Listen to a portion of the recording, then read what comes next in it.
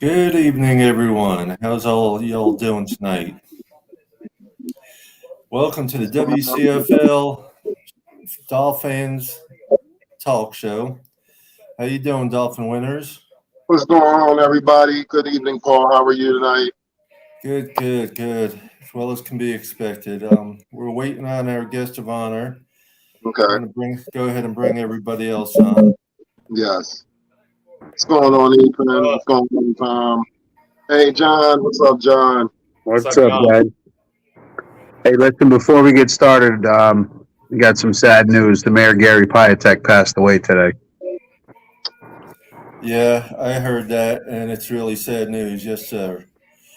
Right now, okay, now that's out of the way, we're going to go ahead and bring on the man of honor, the one, the only, Mr. OJ McDuffie.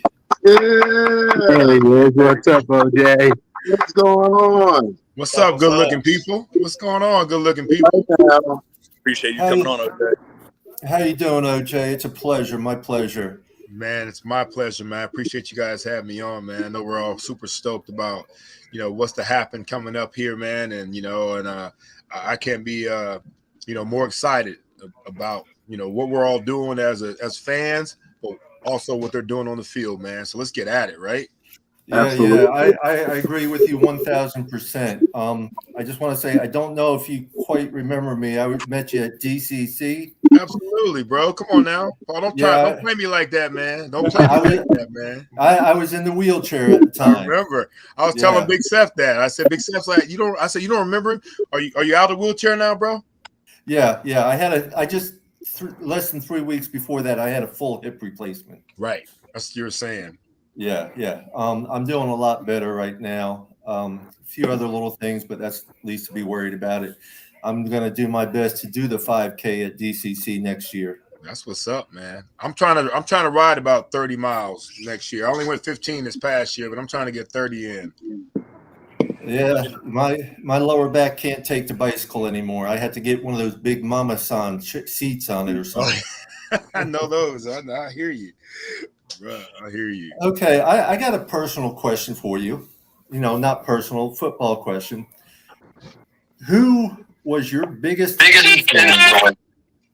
Who was your biggest influence, and who did you look up to as a mentor? Biggest influence in terms of, I mean, you talking about at what level? Actually, I can ask that because what got you started into football? Who? Yeah, okay, my mom was one of 13 children, right? Wow. All my uncles, all they did was play football. So I had 5 uncles and 7 aunts because my mom was one of the other. Yeah. So my uncles got me into playing football, and playing baseball and playing basketball and everything else. But when they were out there playing, all of them obviously are older than me.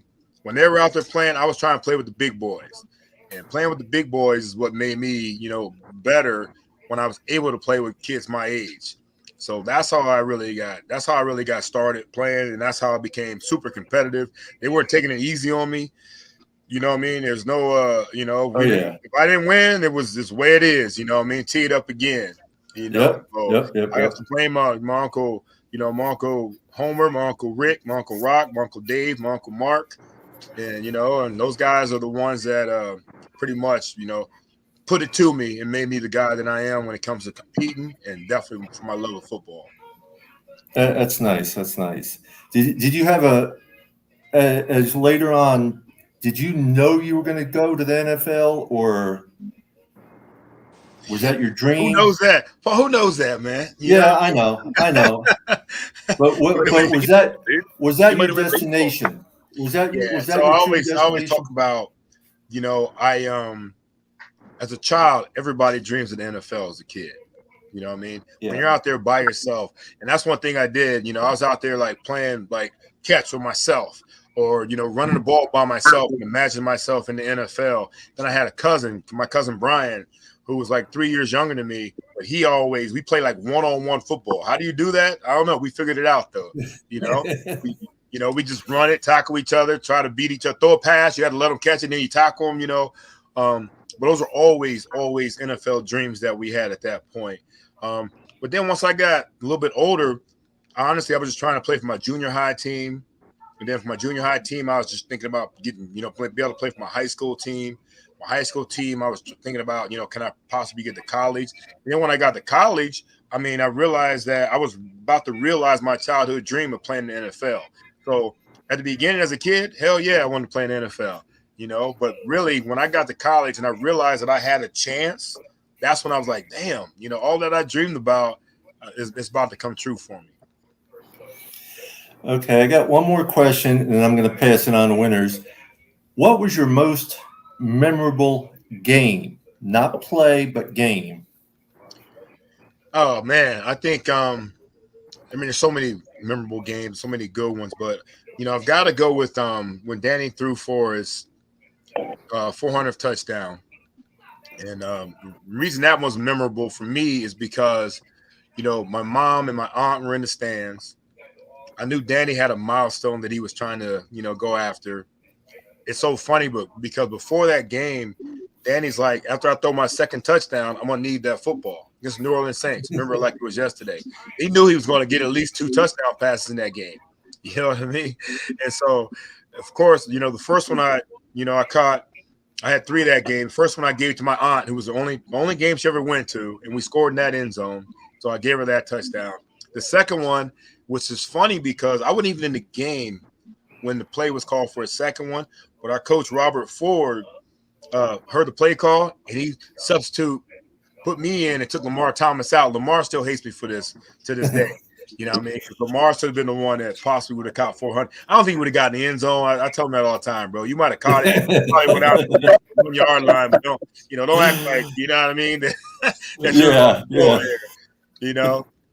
So I caught 400, and of course, right away you go give that one to Danny, and then I caught 401, and I was able to give that one to my mom. So all those 3 were in the same end zone, man. So it was pretty cool, and I got no footballs to show for it. Everybody else got a football, and I didn't. Lived it. Go ahead, winners. Your turn. First thing first, Mr. OJ McDuffie, it's a privilege to have you on our platform. Thank you for joining us tonight, and it's an honor for you to be one of the first athletes and first Miami Dolphin Hall of Famers on our podcast. So first, that's a privilege first and foremost. Thank you for giving us the time to having us on our platform. That's first. Well, winners, let me say something real quick, bro. You guys are doing it the way it's supposed to be done, man. What you guys do is what I listen to, and I read a lot. I see what you guys do. I might not say a lot, man, but I definitely recognize what you guys doing, how much you love these damn Dolphins, man, like I do, man. So it's an honor to be on with you guys, man. Appreciate it. Thank you. We appreciate that. I got 3 questions because I want the rest of the panel to be able to ask you some questions as well. So you're from Ohio, and you play for a team that's about 4.5 hours away from me being from Philadelphia. And it is we are Penn State. How did your family and friends feel about playing against a rival team that, usually somebody that's from Ohio would usually go to maybe Ohio State? Yeah. Well, it was a tough decision, man. Really, I grew up Ohio State. I'm a Buckeye at heart. Well, I was a Buckeye at heart. Now I'm a true Floridian now, man. My blood's turned out. Everything about me doesn't like anything about Ohio. I'll be honest with you. I grew up watching Ohio State games on Saturdays, and then I woke up on Sunday morning and watched the whole game over again.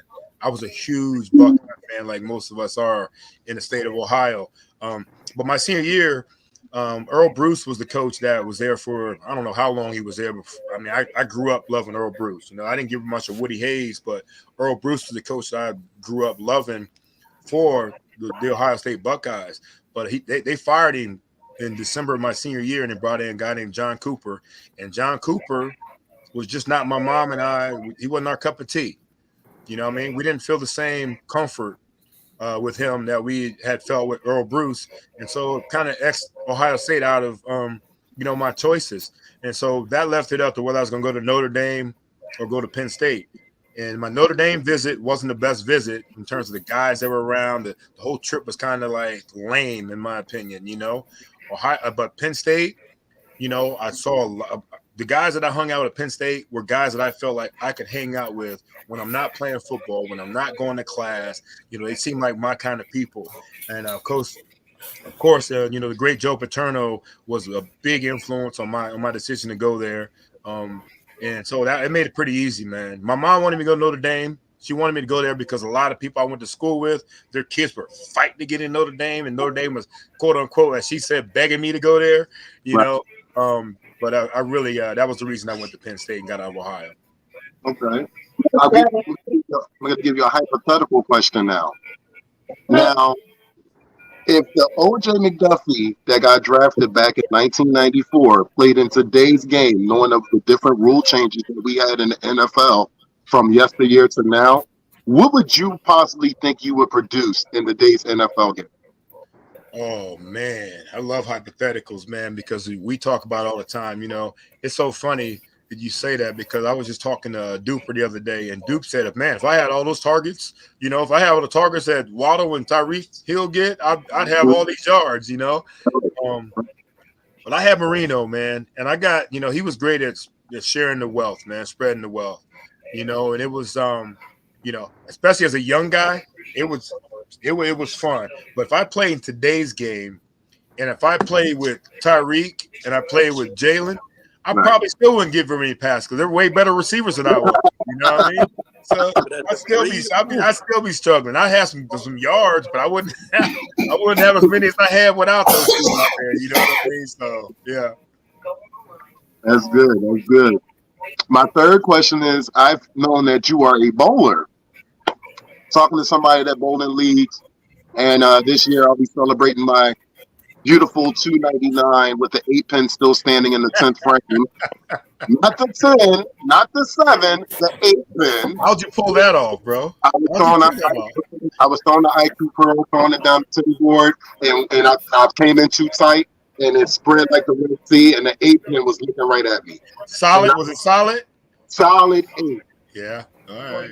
So, what is your current average? And how many leagues do you bowl regularly? What's my current average, and what was the second part? And how many leagues do you bowl regularly? Oh, I don't bowl any leagues. I've never bowled in a league. Okay. I don't even have an average, really. I mean, last time I went out and bowled was probably a few weeks ago. I bowled 185, 201, and 210. But my thing with bowling though is like I would be in a league, but I'm so afraid of commitment, bro. You know what I mean? That's a commitment if you get in bowling leagues, man. So yeah, it is, and you got a lot going on. Yeah, and I hate to like not show for these guys. You know what I mean? So yeah, I had two 299s, both 10 pins. One was solid, one was wobbling on me, bro. It was crazy. So I did get 1-300 game, and that was it was but those 299s are the ones I think about more than anything. You know, those are my choke jobs, I call them. Yep. I can hear you. Ethan, you're up. Any good bowler has those, brother. Yeah. Oh man. Good. I have 6 299s. Get out of here. I have 13 300s. So yeah. Well, I'm glad somebody choked more than me though. That's all I can. Some of them were good shots. Some of them weren't. I got a 298, a 296. Oh man. I'm gonna tell you what. My first 299 was lucky because it wasn't a good ball. My second one with the solid 10, it was flush. I thought it was a perfect ball again, man. And it just, it was solid 10 pin.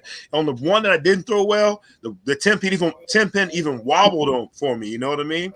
It teased me and stayed up, and it shouldn't have gone down at all, but it did wobble. But the one I thought I threw a great ball on, it was solid 10. Didn't even think about moving. Yeah, my best was a 296. Oh, we got a hell of a bowling team right here. I kept a 198 average. Yeah. Well, I know Matt Finevil's watching. He's got like 22 300s. He said. Yeah, I know that family's some hell of bowlers, man. That's outstanding. It's Well, outstanding. hey, trust me, that's my house too. Oh, is that your house too? Okay. Yeah, my house. All my boys bowled all the way through high school. My youngest son won the New Jersey State singles championship as a freshman. Oh yeah. Well, I hate to say this, John, man, but in Ohio, there's not much else to do but bowl, bro. Well, New Jersey, there's not a lot else in the winter to do either than bowl. So we're only right across from you, just on the coast. I know that's right. Okay, one real quick before we let Ethan ask. I got a question here from someone. OJ, how was it to be coached by two Hall of Fame coaches back to back with Coach Joe Paterno and Coach Don Shula? Yeah, actually, you got to update that one now. It's 3 Hall of Fame coaches back to back to back now, because I have Paterno, Shula, and then Jimmy Johnson. Absolutely. Yeah, it's like, it's pretty amazing stuff, man, to have those type of guys with that type of pedigree, that type of respect, very demanding coaches. One thing I know about Coach Joe Paterno was that he prepared me for Don Shula. They're cut from the same cloth. And Coach Shula prepared me for Jimmy Johnson. All very, very tough coaches, very demanding coaches, but they expect a lot from their players. And that's one of the things that I loved about it, man. Going out there and doing what's expected of me, putting in that work, trying to bring guys along with me, and that's what they expect out of the leaders on their team. I mean, if you think about it, most of the guys that play in the NFL, even in college, big time colleges, most of those people were captains at their schools, at their high schools. They're leaders. So that should never leave you, They expect the leaders on their team to take on those leadership roles and do what they're supposed to do and getting everybody ready. For me, when I got to the Dolphins, like they go back to Penn State, we already had guys that were seniors. I was a freshman, so I had to wait my time to be that leader. But the way I could show my leadership is through workouts, through the running programs, through the lifting programs, which I hated, and things like that. Same thing happened when I got to the Dolphins. You got guys like Dan Marino who were offensive captains forever, when I got here. So when the hell is going to be my turn to be a captain on this team? An offense, defense, maybe a special teams guy. And so, yeah, it was like it took a little while. But one of my most proudest moments is being offensive MVP for that team with Danny still on the roster, man. That was hard. Oh, yeah. Man.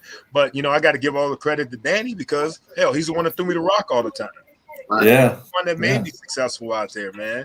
I mean, it's really fun to think about all that we've done or what we did back in the day as a team and as a unit, man. But, all these guys that are out there as leaders, I mean, it's important.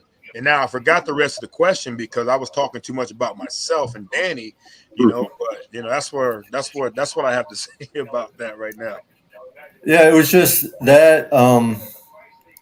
Let's see. He said, "Oh, come on." Oh, the Hall of Fame coaches still. Yeah. And that's it, man. I was like, and that's what they expect. These Hall of Fame coaches, they expect all the guys to be out there and be leaders on and off the football field, and they shouldn't have to say a lot of things a lot of times. Our professionalism was important, man. And Joe taught us that. I was talking about it's so funny. I was just talking about that today. I did an interview with some Penn State people, and the things like being on time. What being on time for Joe was being 10 minutes early. If you're not early, you're late. If you're on time, you're late. Exactly. If you're 2 minutes late, Paul, it's like you're not 2 minutes late. You're 2 minutes times 150 people that are there waiting on you. Late. That's my whole philosophy. If you're early, you're on time. Correct. And that was always one of the things that I think that Coach Shula loved about me. And check this out, though. There are only a few guys when Jimmy Johnson came. There's only a few guys from the Don Shula era that he kept on board. And so me and Danny, and a couple other guys had to prove ourselves all over again to being worthy of being, on his roster. Yeah.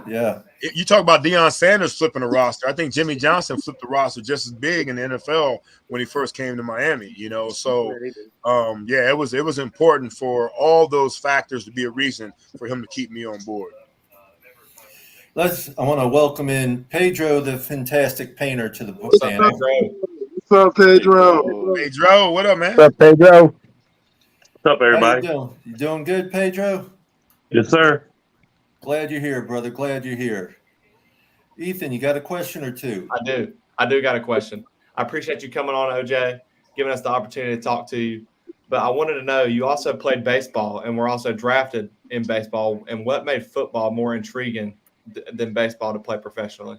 The money, man. The money. When I got drafted by the Angels, man, they offered me a $10,000 signing bonus, and I'm like, well, hell, I know I can make more than that in the NFL. And my family, it's not gonna help my family that much with $10,000 in my pocket and me sitting in the minors forever. And also, I think though too, man, Ethan, man, I think baseball is such a grind. I played baseball. That's the first sport I ever played was baseball. That's the first sport I was allowed to play. That was at 5 years old, and I played it from 5 until my sophomore year at Penn State. So I played it all those years and everything in between. Summer ball, 80, 90 games, playing on my regular season team and my travel team, then the all-star team. We just played a whole bunch of baseball. I think at that point I kind of got burnt. But one of my reasons for going to Penn State and looking at Notre Dame, looking at Ohio State was they're going to let me play both. And so the fact they were going to let me play both was really something that I wanted to entertain. And Joe promised me that I could play football after I played 1 year of freshman football, in the spring, go through spring with the football team. And sure enough, so I got those couple years in. I'm sorry, I didn't mean to curse, but I don't know if I can curse. It's okay. It's all good, brother. It's so funny because I've done 3 interviews today, and I know I shouldn't be cursing on these interviews. This is my 4th one. But for me, it's like, when I'm thinking about the whole thing about baseball, I still have some of the records there at Penn State. Stolen bases in a game and things like that. Now they play twice as many games, so like the hits and things like that, those records are all gone. But if they play the same number of games, Ethan, I probably still have a couple records at Penn State in baseball, bro. Yeah. And I also had one more question. What was the toughest game of your career? I mean, toughest, it depends on what you mean by toughest, man. I mean, some of them toughest because of the dog fight. Some of them tough because somebody got hurt in them. Tough because, mentally I was checked out because I wasn't getting enough balls thrown my way, But I think the toughest game in terms of, the worst L, the toughest L or loss we've taken was probably the San Diego game, man. My second year, we had a chance to go play Pittsburgh in the AFC Championship game and then play for Super Bowl down here, and we wet the bed, bro. We were up 21-3 at halftime. We ended up losing, I think, 22-21, and then San Diego went on to Pittsburgh and beat Pittsburgh, and they got blown out by San Francisco in the Super Bowl in our own stadium. So that was probably the toughest L we took, man, because I thought that we were primed to win it all and be the first team to represent in our own stadium and possibly win it. Right. Well, OJ, I don't know if you can tell, but Ethan is the baby of the group. Yeah, I see that baby face, man. Yeah, he hasn't talked about any 300 games or 299 or 296s either, man. So, the old timers, us like us, we talk bowling a lot more than we talk anything else. We talk about games in the 90s, and he wasn't even born yet. Right. Oh, too. Okay, John, what's up, brother? First of all, OJ, thanks for being here, brother. Thank you, John. You know the love, bro. You know the love. Absolutely. It's always great seeing you at the tailgates. It was great having you on the cruise. You guys did a wonderful job of making the experience for us fans that were there good. With everything that went wrong, you guys made it unbelievable. You and Nat and all the other guys that were just going out of your way to make sure we had a good time on that cruise. Well, I'm going to tell you this, John, man. I had so much fun on that cruise, man. I think you might have been able to tell that a little bit. Wasn't a place I wasn't at. There wasn't a time I wasn't trying to engage. I didn't want it to end, to be honest with you, bro. And you guys were absolutely amazing, man, as fans and more importantly as people. Very respectful of everything that we were trying to do, trying to make up for any mishaps or missteps that was going on the cruise. The players really enjoyed it, man. And I'm gonna tell you what, it was really great for the players because a lot of times we spend time with each other. It might be 2 or 3 hours at a game or at a function, but to spend 7 days with guys that that we love each other, man. And Dolphins do a great job of putting us in the same room a lot of times, but never have they put us in a place for 7 days, man. And you guys just made that experience even more precious, man. So I appreciate you guys, man. Thank you very much, brother. All right, I got 2 questions for you. One, growing up in Ohio, who was your NFL team? Was it the Bengals?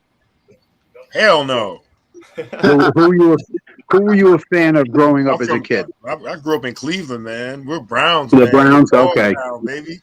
All right. I mean, Webster Slaughter, Brian Brennan, all those guys, Hanford Dixon and Mendenfield, and Bernie Kosar, which is crazy because Bernie Kosar became Danny's backup right when I got down here. 2 years after I got here, I was like, my God, Bernie Kosar is in this building. You know what I mean? So, yeah, the Browns, man, that was my squad growing up, man. They were amazing. All right. My second one is kind of piggyback off of what Winter said before. With the rule changes now in the NFL, if there was a quarterback like Marino in the league, what do you think he could put up for stats in a year? Oh, it'd be real easy for Danny. I mean, really, especially because first of all, it's real easy for us. It'd be easy for us, to get off the football. You can't touch, you can't grab us. Right. We get this running start. Any running start, the ball's going to be out. You look at Danny. I think Danny still holds the record for the most pass attempts without being sacked because the ball's going to be gone. It's going to be out, and and we know where to be when we're supposed to be there. So, I mean, if you're talking like that, Danny's definitely 6,000. He thinks 7,000. I think that's what he's been talking about. Yeah, he's got the most pass attempts without being sacked. It's over 700, and the closest one behind him is less than 300. Exactly right. And you could have a free Dan was what, 752? Yeah, you could have a free blitzer, and Danny's gonna get that rock off, man. And that was key for me though, because a lot of times he's got a free blitzer because there's a blitz somewhere. If there's a blitz, the key for Danny and the most important thing was, if you see that blitz, you got one. So if you guys ever see any couple of pictures that I have, you'll see a picture of me pointing out this or one or two or whatever. And I'm talking about if this guy comes and that guy comes, I'm hot. It means I have to break my route off, and then Danny can get the ball off. If you don't know your hot break-offs with Dan Marino, if you don't know how to read the defense and what they're coming at you with, which is really my job being in the slot most of the time, is I read all that. I know when I'm good. If they bring two, I'm good. If they bring one, I'm good. If they don't bring anybody, I'm definitely good. Or, things like that. That was the most important thing. And so the reason Danny was able to go that long without, being sacked, because a lot of guys like myself had to make sure I protected the integrity of the play call, So if we're in a certain protection, I know if I'm hot off of one, I better be breaking that route off, or Danny's going to kill me, or Danny's going to get killed. And you don't get Danny killed. That's the last thing you want to do ever. Yeah. Okay, we got a question out here from Chef Jew. Oh, and Paris Love told me to tell you he sends his love. I send my love back to you, Paris, man. God bless you, our brother. He's doing pretty good. Chef Jew wants to know what's your favorite memories of Coach Shula. Well, the day he called me is probably the best memory. You know what I mean? The day I got called on the draft was a special day. I didn't even know I was on the Miami Dolphins radar. I had no idea the Dolphins were even thinking about picking me. I thought at 22, I was going to San Diego, which was what was being said. And that didn't happen. 23, 24 go by, and then 25, I get one phone call. That's the only phone call I got the whole draft, and that was from Don Shula. And that call right there in itself, he asked me the craziest and probably the silliest question ever. Would you like to be a Miami Dolphin? Hell yeah, I want to be a Miami Dolphin. You're right. I already talked about. I got Weather, I got Marino, and I got Don Shula. Man, and obviously now, man, I got to add the fourth one too. I got an incredible fan base that loves the Dolphins too, man. So that was an incredible moment with Coach Shula. That was a positive moment. I also got yelled at my first camp, for not knowing a play that I still say to this day was never installed. It was never put in. It was never. I'm a rookie. I know. One thing I knew, I had to always. Well, I was in that book. They put a play in. I got a chance to run with the first team. They called this play. I didn't know what the hell it was. I called timeout. Shula bitched me out, and that's the last time I ran with the first team for at least half the season. So that was it. That was it. I had to earn my stripes back again. They were giving it to me at the beginning. I had to earn my stripes after that. Shout out to Lee Jodry, Crazy Dolphin, Chef Jew, Paris Love, Charles Kirby, and all these other players. Yes. Great people. Okay. You got some questions, Tom? I don't know. I mean, OG, you probably heard him since what? Like the last 25 years of my questions? Well, give it to me, man. Man, you know, the older it gets, the longer it gets, the better the story gets, bro. Hit me with absolutely. I mean, everyone kind of took my questions going the last three, but I'll give you something different. So, coming out of high school, did you want to be a receiver? Or did you want to stay a running back or D-back? I mean, I don't know. I mean, you were pretty good at D-back, 108-yard touchdown return. Bro, that's a great question. I haven't heard that. That's a good question. My whole life, I was always a running back. I was a running back my whole life. I was a running back. I went to my high school, and I went there so late that they moved me to receiver my sophomore year, and I played receiver for a year there. Had a hell of a time playing receiver. Never played it before, but still had a hell of a time playing it. And I went back to running back my junior and senior year. And then when I was being recruited by some schools want me to play DB in college. Some want me to play wide receiver. Some want me to play running back still. Because my butt's killing me. I mean, and so my running back, my DB, I love DB because I love hitting people. I love what I call getting some get back. You know, they want to hit me. All right, wait till I go on defense. I'm gonna get some get back. You know, and so the reason I moved to wide receiver is when I got to Penn State, I saw how big these dudes were that were playing running back, and some of how big these dudes were that were tackling these guys.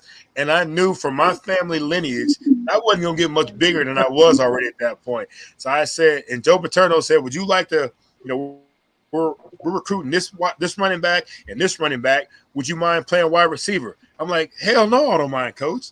Count me in for playing wide receiver. I'm cool with that. So that's why I moved to wide receiver, you know, for the rest of my career once I got to Penn State and obviously through my career at the Dolphins. Right, whatever you need, right? I mean, you were so shifty and you had such – I said whatever you need, right? I mean, you were so shifty and you had such ball skills. So, I mean, you could play any of the three. You had the vision to do the cuts. You could play the D-back position because you were a decent receiver and you understood, like, where they needed to be and to get back. I mean, yeah, it just worked. Yeah, worked out perfect, Tom, man. It was great, man. And, you know, and I honestly, I got to Penn State and I'm like, man, I saw some of those guys and I said, I'm better than a couple of these juniors and seniors, but you know, Joe made me wait. He made me pay my dues, you know, some scout team and, you know, and stuff like that, man. But it worked out better for me because I got a chance as a scout team guy to go against our number one defense a lot. And that helped me develop a lot. Absolutely. Well, let's talk about your podcast. Let's talk about your foundation, your bowling event. Let's hear a little bit about you. I mean, I love Catch 81. I love the Fish Tank. I love Seth, Travis, you know. Let's tell people about a little bit of that they don't know since everybody. Yeah, man. I tell you what, man, we are super blessed to be a part of the Miami Dolphins podcast network. Jason Jenkins, God rest his soul, man, just a great man that really loved what we were doing, you know what I mean, and brought us in-house, you know, and you know, took us basically off the street and brought us into the building we always talk about, man. And you know, we love about the Fish Tank is that, you know, I'm gonna give you guys a little. We interviewed the first TD today. First TD, and it's amazing how there was no mascot for the Dolphins until 1997. You know, there was the, you know, back in the day, you know, the one in the tank, but we never had like a Bernie, you know, that's in basketball, or a Stanley C. Panther for hockey, you know, or Billy the Marlin. We never had that for the Dolphins until 1997. And so, you know, it's really interesting that, you know, with our podcast, we bring out so many different things from different people, not necessarily people that played for the Dolphins. But when we do bring the guys out that play for the Dolphins, we're not talking X's and O's. We're talking about things that are interesting in their lives, or something that happened, you know, that we know happened, you know, in the locker room or on the sideline. You know, that's what Candid stories are the best. Exactly right. Candid stories are the absolute best. Yeah, Tom, when all these guys get together, that's all they do is tell stories. They don't talk about, well, I made this touchdown catch against so-and-so. No, they said, well, I remember before that game, Duper was, you know, in the shower, you know what I mean, getting his mind right or whatever, shit like that just drives you crazy, man, that you'll never hear all that stuff, man. So it's always fun stuff, and that's what's great about the podcast. When it comes to the foundation, man, South Florida has been so amazing to me. it's been amazing to me, man. They've always looked out for me and my family, and so me growing up with a single parent, growing up, not having a lot, it's important for us to try to find a way to give something back, to a community that's been so good to me, man. And my mom said, you've been giving so much, it's imperative you give something back, and that's been my motto, man. And so that's what the foundation is about. I lost my mom almost 10 years ago, and her memory lives on through everybody, including myself, man. So the foundation is what it's all about. A community like this that's been great to me, I'm going to continue to give back to it as much as I possibly can. Well, that being said, OJ, I just want you to know we had a raffle with 2 of your jerseys that you had signed, a white one and an orange one. And we have raised over around $230 to date, and that we're going to donate that to Catch 81. Man, thank you. Man, I really appreciate that, fellas. I really do appreciate that, man. I will get with you. I will get with you in the next day or two. Most of us are a part of another organization I had started myself. It's WCFL Helping Hands Incorporated. And we're here to help others. That's it. But I love it, man.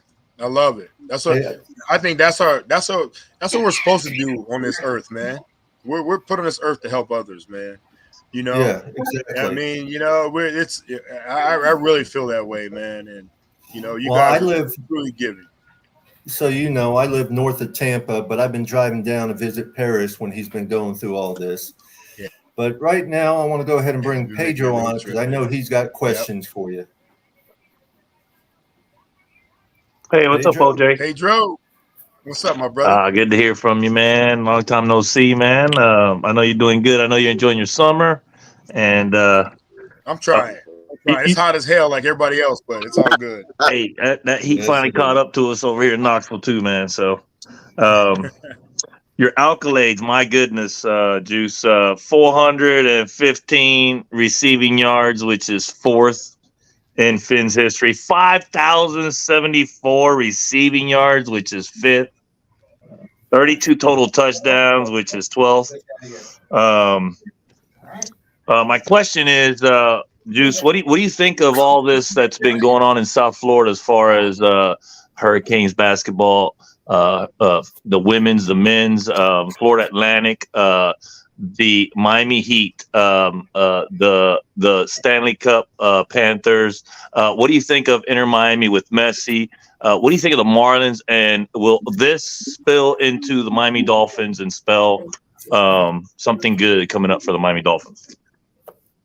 Bro, I love it. I love it, man. The South Florida's on fire. It really is, man. It really is. And I know that the people I know from the Miami Dolphins are feeling like we're being left out right now. Everybody else is doing their thing. It's time for us to do our thing, And I love how there's so much great crossover here, Pedro. You see a lot of the Marlin guys, the Dolphin guys at Marlin games. You see them at the Panther games throughout the playoffs, and you saw them at the Heat games the whole time. Coach Mike McDaniel loves being out there and about amongst the people, man. He's been super active in the community when it comes to other teams, and we're getting that fever, bro. I mean, how can you not, if you're a fan of sport and you see other teams within your city doing well, how can you not feel like, I want to be a part of that? I want some of that, you know what I mean? And I know, I've seen the guys. I said, I won the Panther game. I went to a lot of the Panther games. One of the Panther games I went to, I think the whole team was there, I think the whole Dolphin team was there, because they wanted to feel that atmosphere and be a part of that. And when Tua came up and they put him on the screen and he started waving the towel, man, the place went crazy. So the whole South Florida is waiting for the Dolphins to be a part of what's going on down here in South Florida, man. So kudos to, Florida Atlantic, FUM teams, kudos to, the Heat and the Panthers. It's great to see Inter Miami get, Messi and that big fanfare they had the other day. The Marlins are playing really well, even though they got swept this past weekend.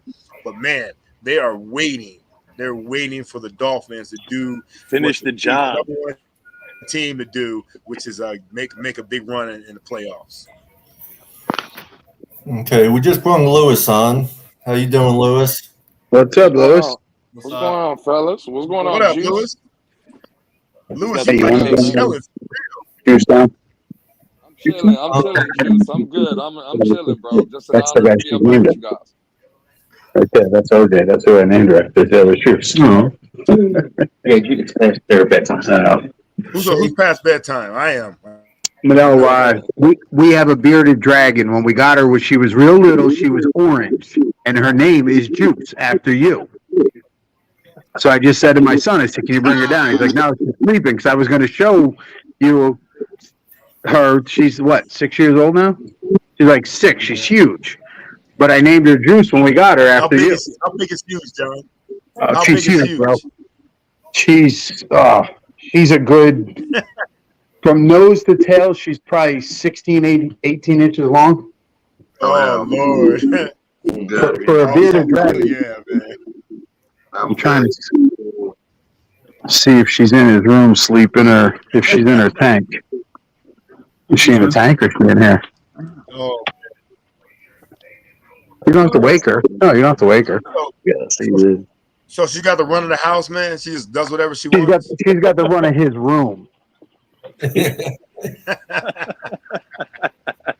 Oh no. Yeah. Oh shit. Look at Juice. What up, Juice? She's only got a little orange left to her. When we got her, she was bright orange. And me being a Dolphins fan and It's probably her being orange. right? That Dolphin orange. You got to put that Dolphin orange. Yeah. Yep. So I named her Juice after you. I appreciate it, man. So why after me? What makes her like me and name her Juice? Just because she was orange at the time, you were one of my favorite players that was on the team, and I just wanted a bearded dragon with a different name. You know, it couldn't be a Hank or a Lou or so. I'm like, gotta name her after OJ. We're calling her Juice. She's orange. So Okay, OJ. Real quick from someone talked about earlier. You have anything else, Pedro? Any other questions, Pedro? Yeah. Just one more. So Juice, in your first 6 seasons, right? Your receiving yards, I mean, you balled up, man. It increased every single year, especially that 98 season, man. Now you had 1,050 yards and 90 catches that 98 season, man. Talk to me about that spectacular 98 season, man. Well, let's talk about why I only had so few yards before that, man. It's Marino's fault, bro. It's all on Marino, man. You know what I mean? That whole Penn State thing, man. He didn't like me at first, man. I had to take him. I had to get him donuts and coffee and shit, man. You know what I mean? I had to really kiss his ass in order to get some opportunities, bro. You know? You was great punt returning, man, and special teams. My goodness, the first 2 years, man, you almost had what, 1,000 yards combined, I think. My dumb ass was trying to return everything, man. Right? You know what I mean? I wanted to be smart about it, though, you know, because one thing that you don't want to do, the most important thing about a punt returner is being safe with the football, you know, and that was one of the things that I really, really want to make sure I was doing the right thing about. You'd hate for your defense to get a 3 and out, and then you go out there and you muff a punt or fumble a punt, you know, and give a team a short field, you know, and easy scoring opportunity, man. So I took a lot of pride in punt return. I'm gonna tell you a story. When I went to Penn State, I tried to drop every single punt so they wouldn't put me on punt return.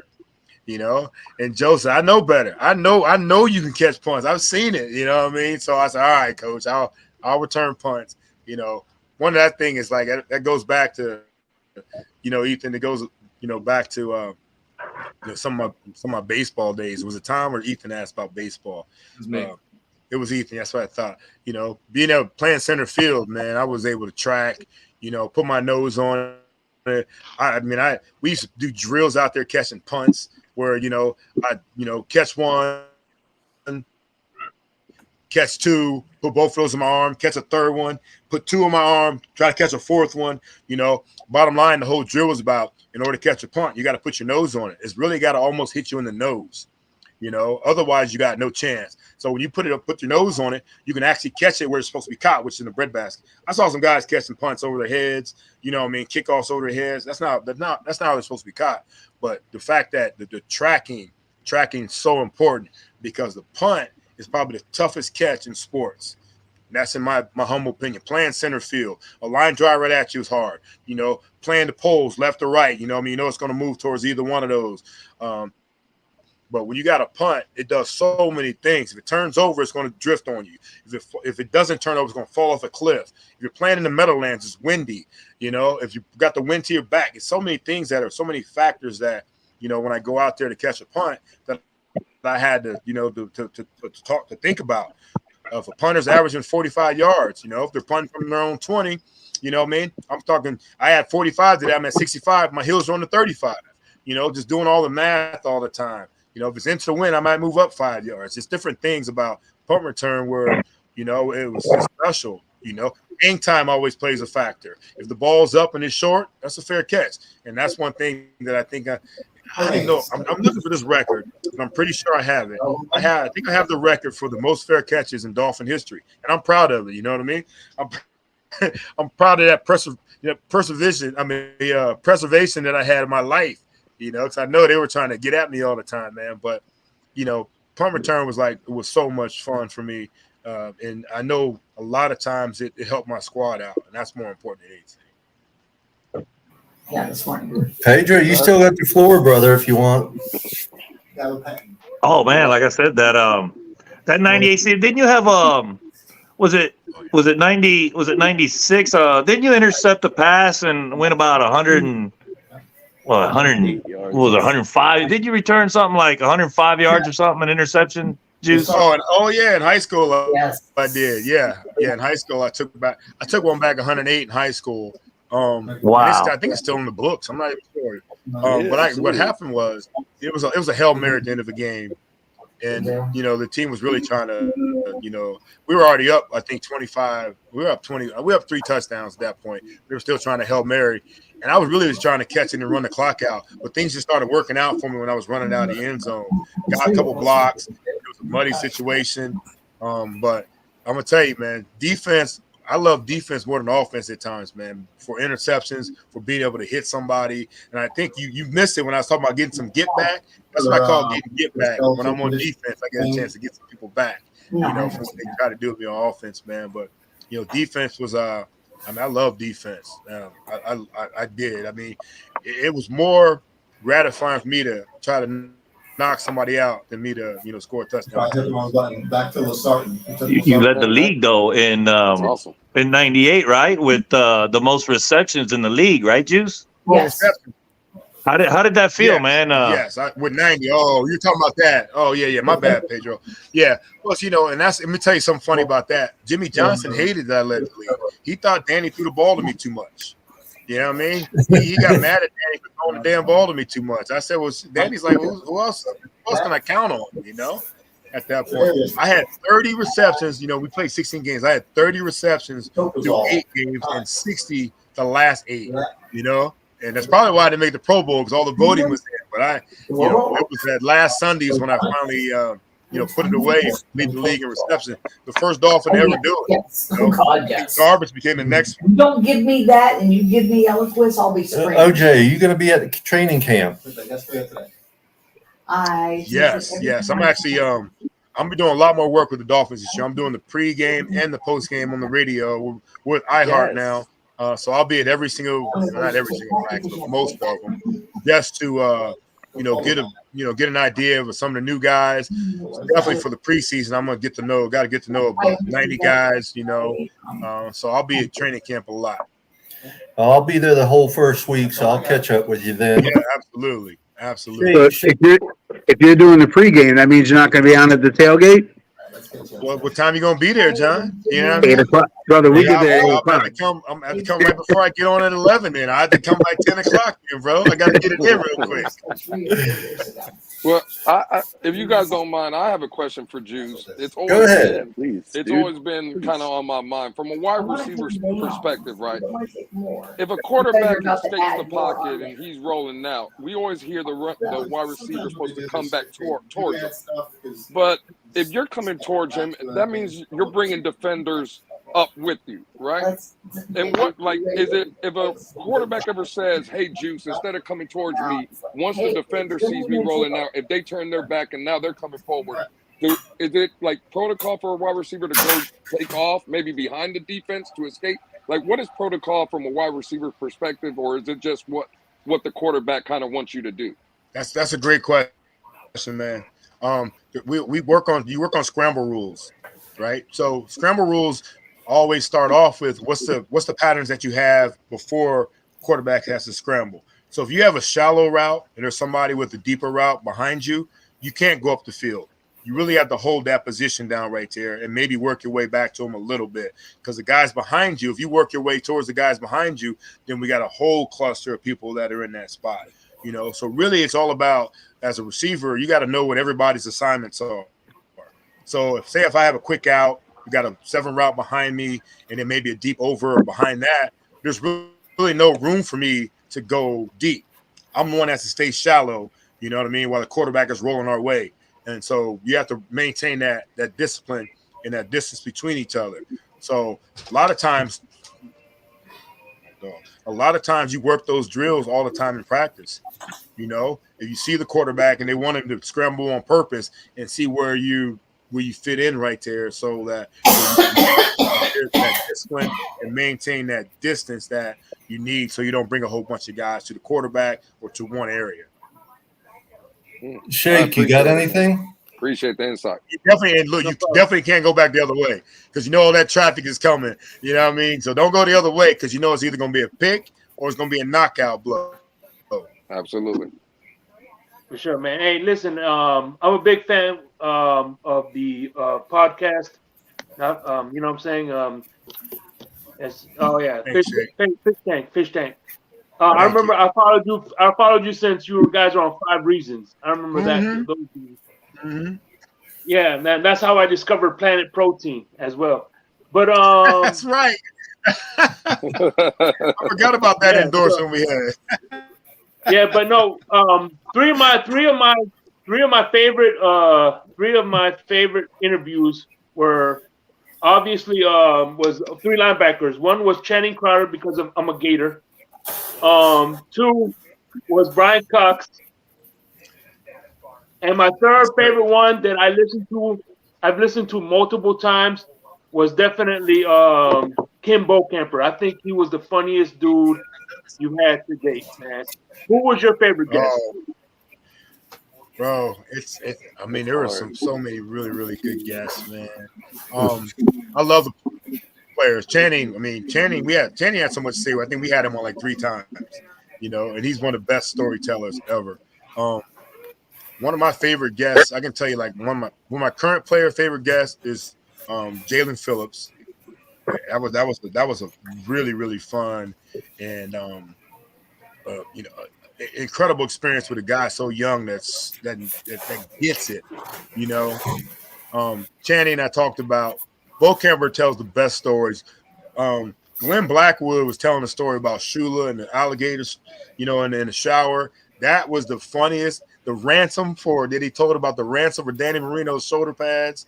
I mean, that was him and Joe Rose and his brother Lyle. That story is legendary, bro. So everybody brings something different. Everybody brings something different, and some of the guys that weren't even players.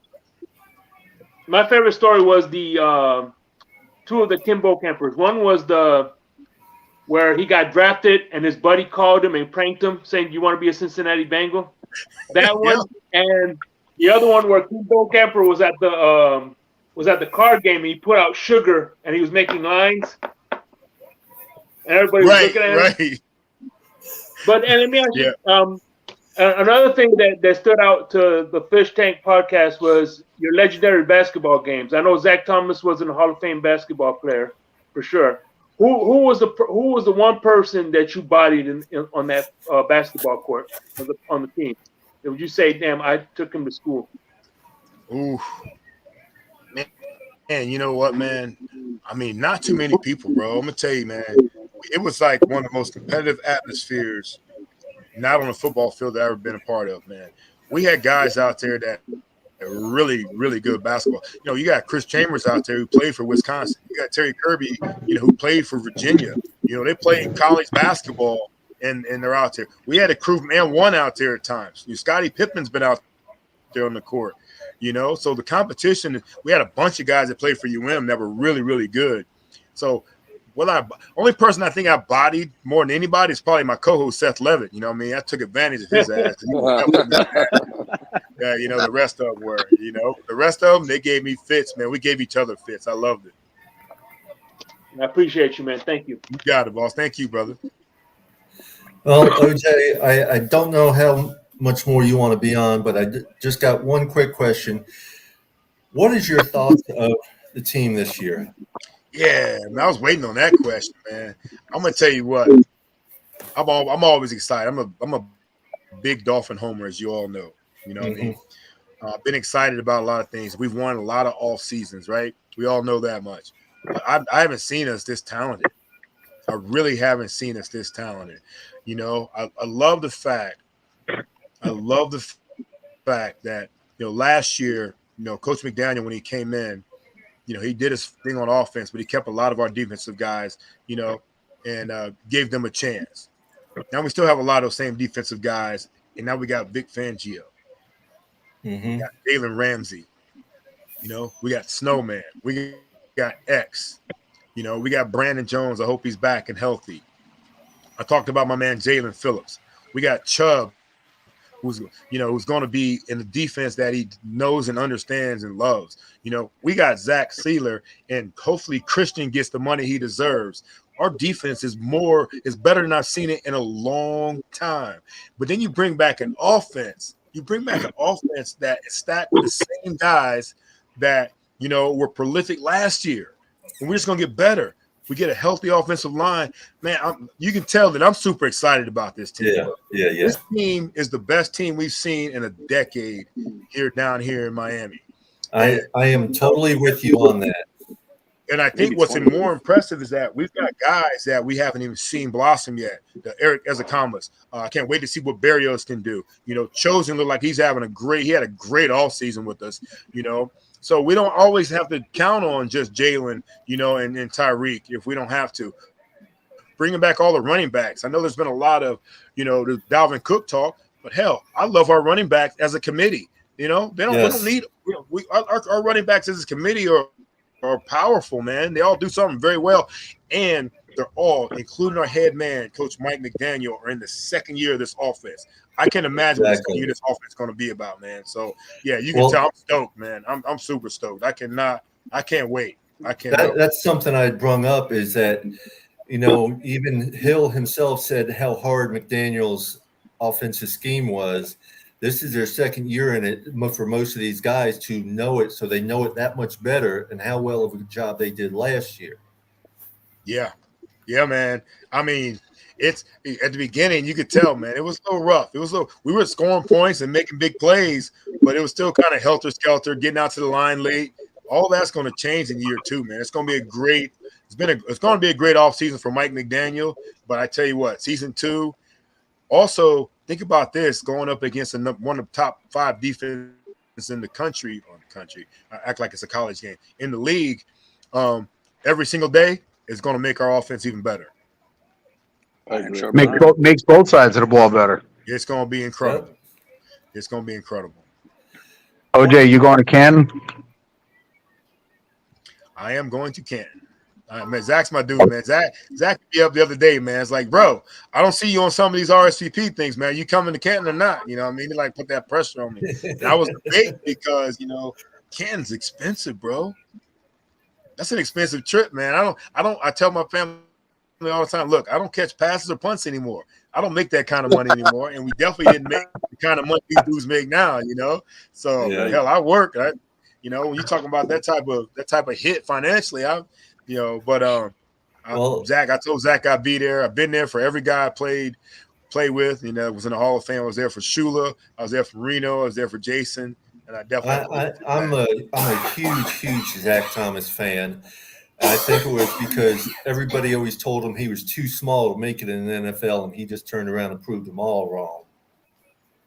Man, I told Zach played against Penn State his senior year at Penn State. Dude had like 22 tackles. You know what I mean? I knew that dude can play anywhere. I don't care where you playing, where you coming from. That dude can play. And sure enough, he got to Miami, and all he did was ball out. You know, well deserved. Yeah.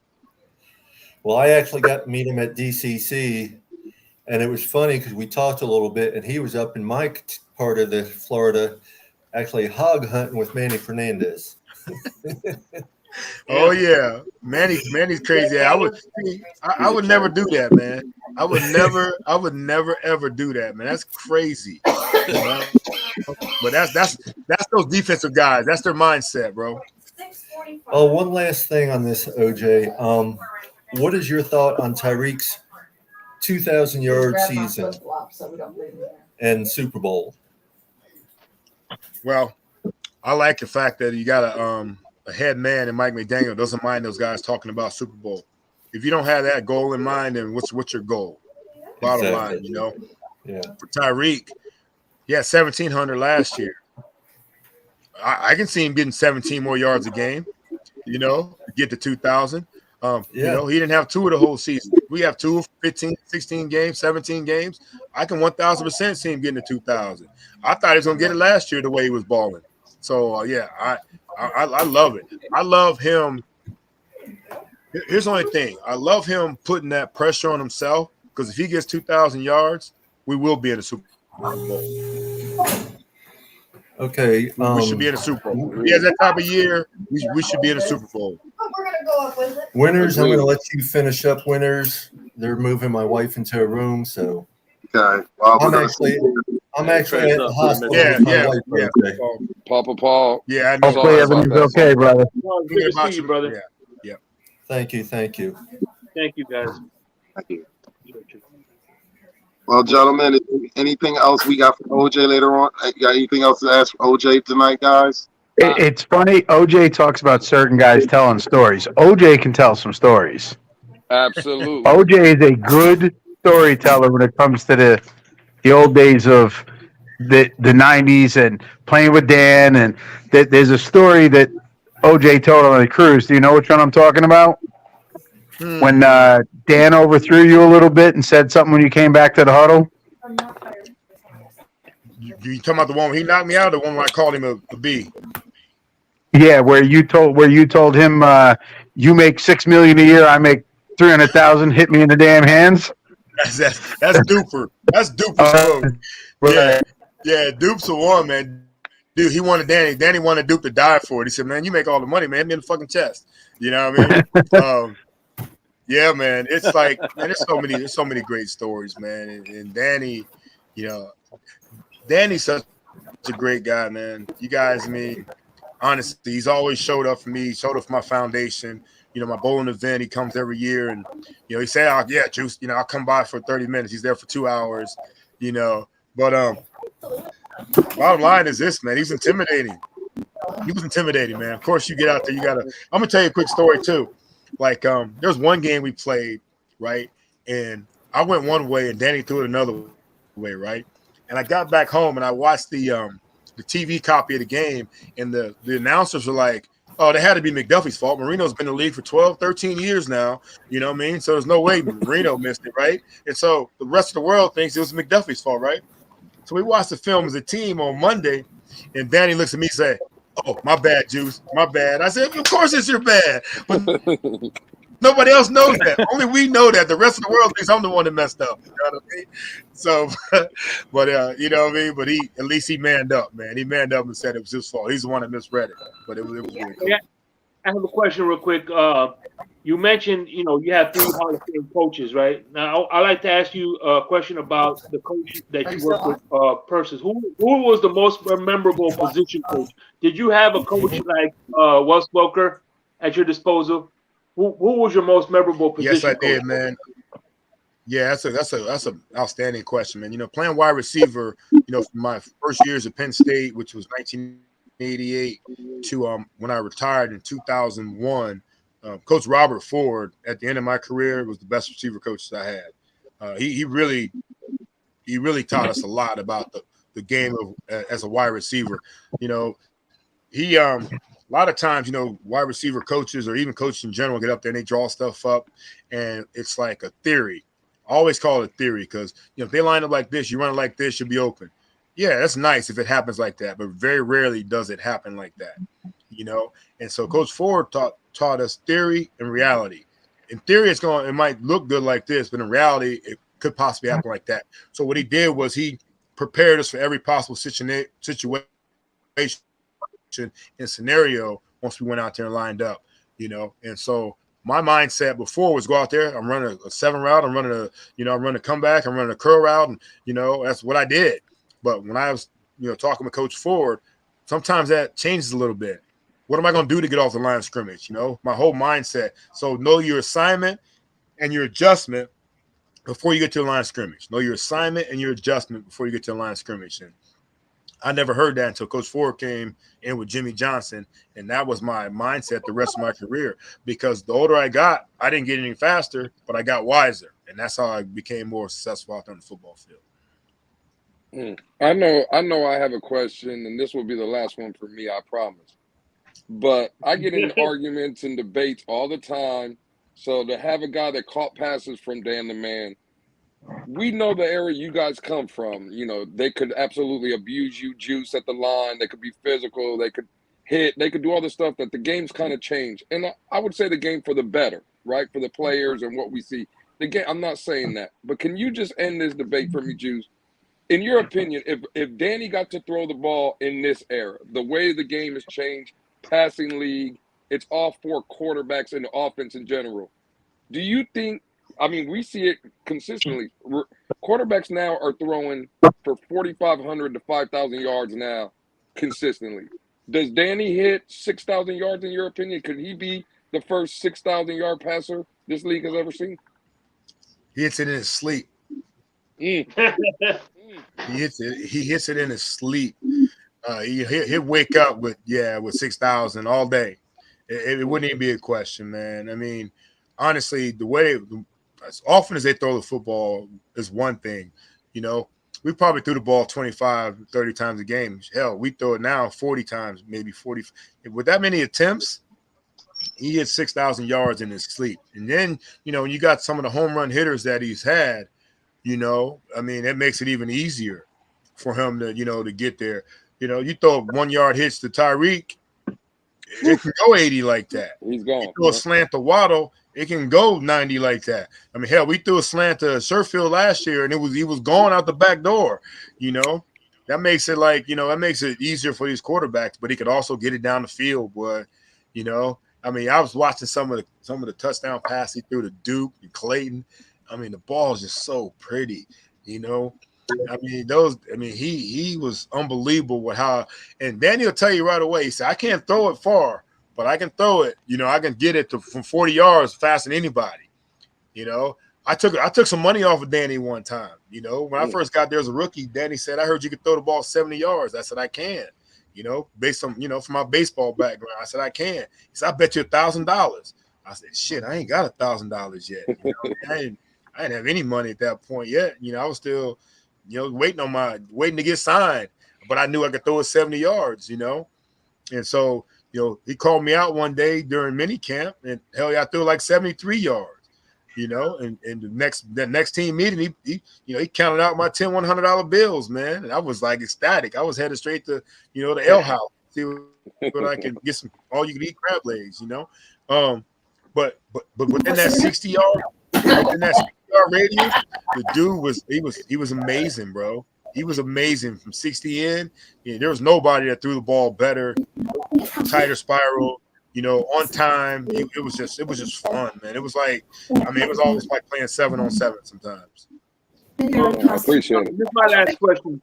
I promise. Has there ever been a DB trash talk so much that kind of got you out of character, and you're like, you know what? It's on, you know what I'm saying? Yeah, there are a couple. Here's the thing about it, man. I'm trying to respect everybody's game out there. I don't want to cut anybody. I want to make sure they, they can, provide for their families. When they start talking trash, and there were a couple of Otis Smith from the Jets talked trash a lot. Ty Law talked a little bit of trash, you know what I mean? But getting me out of my game, all it did was make me mad, I didn't give them a break on the backside of a play. I'm blocking them. I'm running them until I used to try to run people until the tongue in their shoes came out. You know what I mean? I want to make them work all the time, And some guys you have what we call a brother-in-law situation with. For the most part, I'm trying to be professional about it. But if they start talking trash, they're gonna get cut. I'm gonna cut them backside, which you can't do anymore. I'm gonna blindside block them, which you can't do anymore. I'm gonna do a bunch of things that that's gonna aggravate them more than anything. I'm not trying to hurt them. I'm just trying to aggravate them and have them thinking about me instead of my running back or my other wide receiver that's out there making plays. Anybody else, gentlemen? Anything else from Mr. OJ McDuffie? I got one question, OJ. I really appreciate your time. I thank you for all you do, for what you're doing here, and just for giving us the time to interview you, because I know that we're your fourth interview today. Oh, this has been great, man. I've been waiting for this one, bro. This is the one I've been waiting on, man. You kidding me? The most easy, relaxed situation you had all day, probably. Yeah, for sure. Most of these guys here, all of them probably know, my biggest player I'm looking forward to seeing play this year right now is A-Chain. What's your thoughts on what you have seen? I see speed, and more speed, man. Only thing about A-Chain is, we got to make sure we get him a gap, get him a lane. If we get him a lane, man, you talk about Waddle and Tyreek speed. We got another guy that's can be a part of that 4x1 team right there. Yeah. You know what I mean? He works hard, bro. He works hard. Going to practice and watching Tyreek in practice. We're on the 20. He catches a little slant. He takes it 80 because you can't go 80 unless you practice going 80. A-Chain's got that same mindset. He's a guy that can go 80, and by the time he gets to the goal line, he's still at full speed. You know what I mean? And that's what you look for, man. That work ethic. He's a quick learner. He's going to be fun, man. Plus, we got the guys that have already been in the system that are going to be back for the most part. We don't know which one of those guys are going to make. They all can't make the squad, but at least we got a stable back that we know the system. But A-Chain is going to be a part of that, and it's going to be fun to see him. It's going to be fun to see him get out there and get his opportunities, especially in the preseason. I look forward to seeing those guys when we do the combined practices with teams. That's when it's kind of live and you go hard. So that'll be the first sign of how good he can be. The preseason game won't be it, but those practices are going to be the ones that you get a gist of how good he can be at this level. Yeah. Anybody else? I don't want to keep you too late or anything. I don't know what the time is. I got a quick little thing, OJ. Look, out of the tough games in our schedule, Juice, our toughest games are Chiefs, Eagles, Cowboys, Ravens, Chargers. Which to me, to be the best, you got to beat the best. And some of those games we have to win. Do you think that we win some of those tough games, like the Germany game against the Chiefs, or some of those other tough teams like the Eagles and these tougher opponents? I think the best thing that happened for us playing the Chiefs is be away from Kansas City. I agree with that. Home game, I think it's going to be probably a 50-50 crowd, or maybe a crowd that doesn't care, just want to see a good football game. So it's really obviously a neutral site. That's probably the best thing that happened to us against the Chiefs. Of course, the Eagles are a really, really, really good team. I don't fear the Chargers whatsoever. They beat us last year, but we're a different squad than the Chargers are. I see some other times they're saying we're going to lose to the Jets. I'm not worried about the Ravens at all. Honestly, I don't fear anybody this year, bro. I don't fear anybody this year. If we do what we can do, we can beat any damn body, man. I don't fear any team out there, man. That's how solid we are, man. Of course, we're not going to go undefeated. We might lose a game we're not supposed to, But hell, I don't fear. We don't fear any team out there right now. We're that talented right now. I'd love to hear that.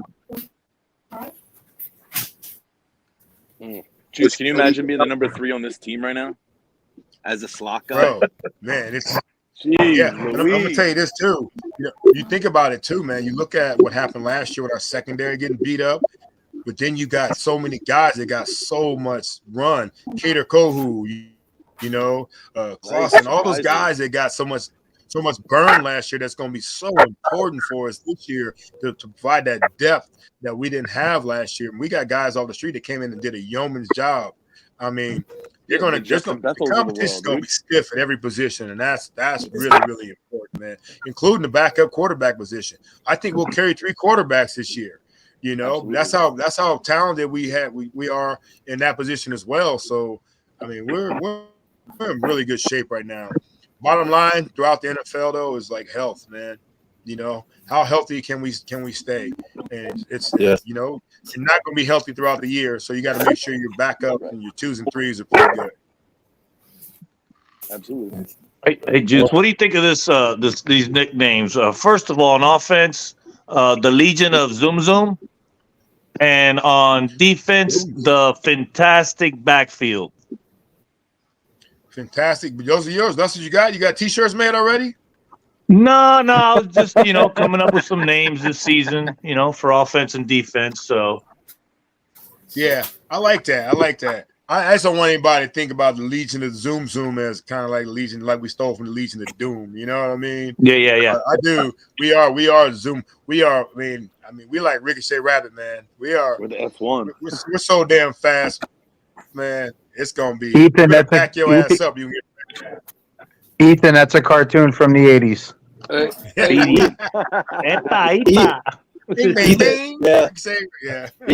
Ethan had to leave a little early. He was going to Top Golf with his family. Well, Juice, let me be the one to put you on the spot then. If I told you the duo you would least want to face, you taking Howard and Ramsey or Madison or Surtain? Who is it that the duo you do not want to face? Don't forget Bradbury. None of the above. None of the damn above. Man, I tell you what. Pat and Sam, man. See, I had to deal with Troy Vincent and JB Brown before that. They gave me a fit. You know what I mean? And that was as a young guy. And then as an old guy, I had to deal with Pat and Sam. So it depends on what time of my career you're talking about, Louis. Is it my rookie year or my last year? My rookie year, I could probably handle them a little bit. My last year, they would chew my ass up. Hey man, listen, I'm putting my money on Juice. All right, no. Keep me in the slot. They don't play in the slot. Put me in the slot. I got number. I'll take number 3 all day. I don't know about this. Not this team. We got 3s and 4s, and might have 7 receivers. Who knows? Dude, it's gonna be. I'm talking about corners. Yeah, it's a great problem, man. When you look at those guys, man, you talk about the guys that we're talking about, man. Hell, I'm a River Craycraft fan as well. Of course, we got Tyreek and Jalen. You got as a comment's going to be 1 year into this system as well. You've got Chosen. You've got. I mean, we are. Whew, it's going to be interesting to see what happens with this. You got Easy coming back. What's that? Keep Braylon Sanders. You like hypotheticals, right? You like hypotheticals? Well, how about this hypothetical? The year we went to the Super Bowl with Dan Marino, you think they would have the same results if we had Tyreek Hill and Waddle instead of the Marks brothers? No, you can't. I would never discredit what the Marks brothers did. It wasn't the Marks brothers didn't keep us from winning it. That's for damn sure. I'm just saying though. Can you imagine the speed? Yeah, I can imagine that, man. But the Marks brothers were the it, man. They were the best. I mean, yeah, we'd be still the same offensively. I don't think we lost it because of our offense, though. Dude, my mind was blown, OJ, when I found out that Paul Warfield had a career of like 20.1 yards per catch. Do you know what your yards per catch average was for your career? About 2.5. Oh man. Hey, Warfield, that record still stands too, Petro. That record still nobody said that many yards per catch, man. And of course we didn't throw it that much then, you know. Right. Yeah, man. I'd never seen Paul Warfield play, only on YouTube, obviously. But that must have been something back in the day, to see. Well, you know this too, though. It's all predicated on how well we ran the football too. We ran the ball very well. So Paul got a lot of one-on-one coverage, which is a big mistake. That's another one of the greatest trades we ever had in Dolphin history, man. Trading for Shula and then going and get Paul Warfield. I mean, bro, that's was he one of your favorites growing up as a Browns fan? What's that? Was he one of your faves growing up as a Browns fan? No, not really, because I was too young. I was like, he was with us on the perfect season team. That was 72. I was 3 then. I wasn't even thinking about football. You know what I mean? You're right. So random up. Yeah, I've been no good. I know I'm old, man, but goddamn. Yeah. Oh, easy now. You ain't old. OJ, if my math is right, we were born the same year, brother. You ain't old. Oh man, well, 69 seems a long time ago, bro. Yes. When's your birthday? December. I'll be 54 this year. I'm 4 months older than you. I'll be 54 in August. Okay, are you? All right. I got you. I'm the baby. I got you all by a couple of years and all, but just a couple. That's all. That's all good. I'm the baby of the group right here. Juice, we make it to the AFC Championship game this year, right? We make a run. I'd be shocked if we didn't. There you go. I'd be shocked if we didn't. I expect us. I honestly, and I know I might get in trouble with the Dolphins. I work for them still. I'm doing post and pre and post this year as well. So they don't really get into predictions. Yeah. I expect us to win the division.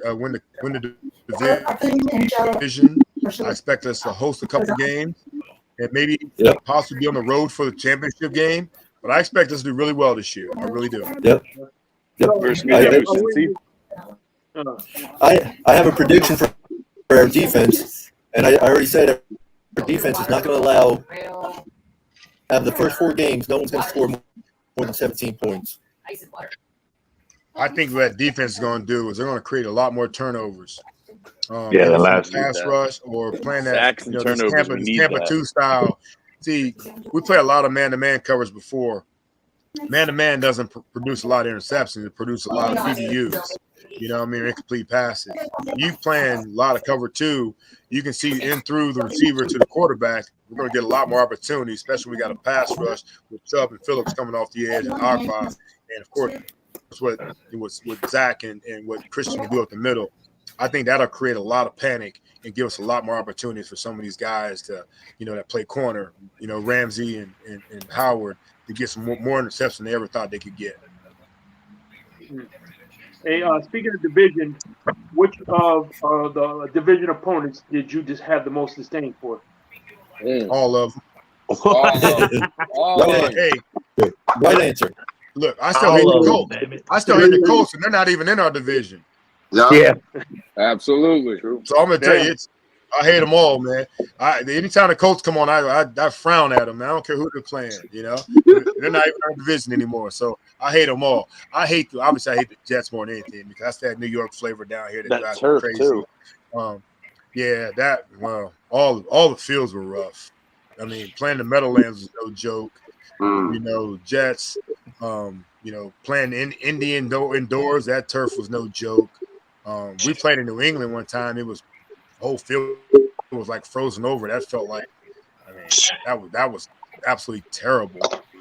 Buffalo's field was always slippery as hell. You think they probably watered down because we had too much speed or whatever. But it was. I hate it. I enjoyed playing on the road, especially getting out there with a win. But man, those fields it was tough environments, and I hate them all still. Yeah, I remember a lot of the Orange Bowl games. Well, Juice, let me ask you this. Yeah, I didn't play in OB, man. I played there in college, man. It was a great atmosphere. Let me ask you this, Juice. It just seems when we wear the alternate unis now, the old school unis, it just seems like the team really loves it. I know the fan base absolutely loves it. what I need you to do, Juice, it sounds like you still got a little pull in the building. Are we getting that old uniform back? Or are we getting the old? Or can we make a return and get the greatest uniform in NFL history back on the Dolphins back? Do you ever see a day that happens, Juice? I do not. Oh, don't hurt me so bad. Well, the reason I don't, man, is because what they'll do. They won't go back to that. They'll go to a different logo and make more money. More money. Yep. Most times teams change logos just to make money, man, and sell more stuff, bro. And I'm gonna tell you this: as a player, you wouldn't want it all the time. When you see it in your locker on game day, that's when you get pumped, bro. When they brought out the orange jerseys and you walk in the locker room on game day, you see that orange jersey hanging in your locker, that's when you get pumped, man. So stuff like that is what gets you pumped. If it's every day, you got to have some change up, some wrinkles, to get you pumped sometimes, depending on the opponent you're playing. I'm always pumped. But some guys, it takes a little bit more. Sometimes it all takes a uniform to make them pumped up. So if I got that old school uniform every day, I'm like, I know it's coming. It's like, yeah, you know what I mean? So, yeah, I like it when they even though they know they're wearing them that week, like sometimes we had certain uniforms, we didn't know what we're wearing until we showed up to the locker room. Like for me, I'm all like when I was at Penn State, all white was always my favorite. For the Dolphins, all white is still my favorite.